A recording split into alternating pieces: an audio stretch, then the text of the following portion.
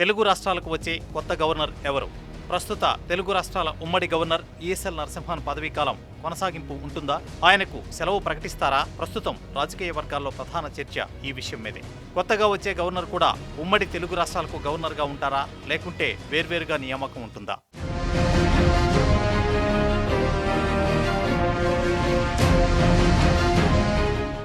Governor పదవి గురించి సాధారణ పౌరులకు పెద్దగా తెలియదు. ప్రస్తుతం తెలుగు రాష్ట్రాలకు ఉమ్మడి గవర్నర్గా ఉన్న నరసింహన్ పదవీ కాలం మరో వారం రోజుల్లో ముగిసిపోనుంది.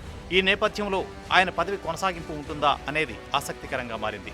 నరసింహన్ తొలుత 2007 సంవత్సరంలో ఛత్తీస్గఢ్ గవర్నర్గా నియమించింది అప్పటి యూపీఏ ప్రభుత్వం. తర్వాత 2010 ప్రాంతంలో అప్పటి గవర్నర్గా ఉన్న ఎన్డీ తివారీ వెళ్లిపోవడంతో నరసింహన్ను ఇన్ఛార్జిగా ఆంధ్రప్రదేశ్కు నియమించారు.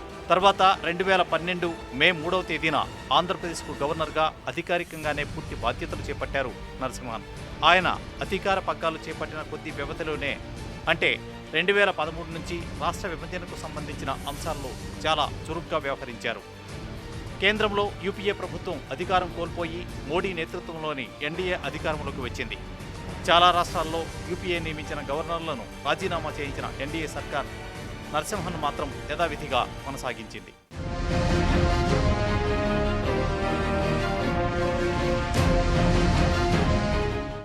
కేంద్రంలో అధికారంలో ఎవరు ఉన్నా వారితో సఖ్యతతో వ్యవహరించడం నరసింహన్కు సానుకూల ఫలితాలను ఇచ్చింది.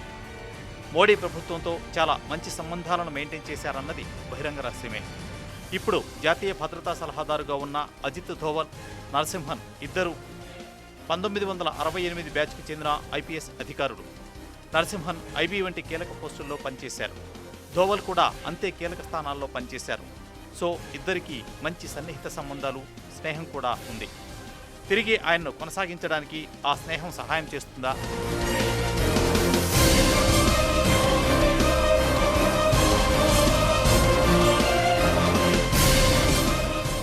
నిజానికి ఇప్పటికే నరసింహన్ సెకండ్ టర్మ్ పదవిలో ఉన్నారు. మూడోసారి కూడా అవకాశం కల్పిస్తే అది అసాధారణం. ఇంకా చెప్పాలంటే నరసింహన్ ఘనత కూడా ఇవ్వకూడదని ఎక్కడా లేదు. ఇస్తే ఆయన్ను తెలంగాణకు మాత్రమే ఇస్తారా, ఏపీకి పరిమితం చేస్తారా, లేదంటే ఇప్పటిలా ఉమ్మడిగా ఇస్తారా? ఇది అంత సులభంగా సమాధానం చెప్పేది కాదు. గతంలో టీడీపీ శ్రేణులు గవర్నర్పై తీవ్రస్థాయిలో వ్యాఖ్యలు చేశాయి. ఢిల్లీలో నీతి ఆయోగ్ మీటింగ్కు హాజరై వచ్చిన వెంటనే తెలంగాణ సీఎం కేసీఆర్ బోకే ఇచ్చి మరీ అభినందనలు చెప్పడం ఎలాంటి సంకేతం ఇస్తోందన్నది ఇప్పుడు రాజకీయ వర్గాల్లో ఆసక్తి రేకెత్తిస్తున్న అంశం. ఆయన కొనసాగింపు విషయం లీక్ అయిందా? ఎనీహౌ, క్లారిటీ రావాలంటే కొద్ది కాలం వేచి ఉండక తప్పదు మరి.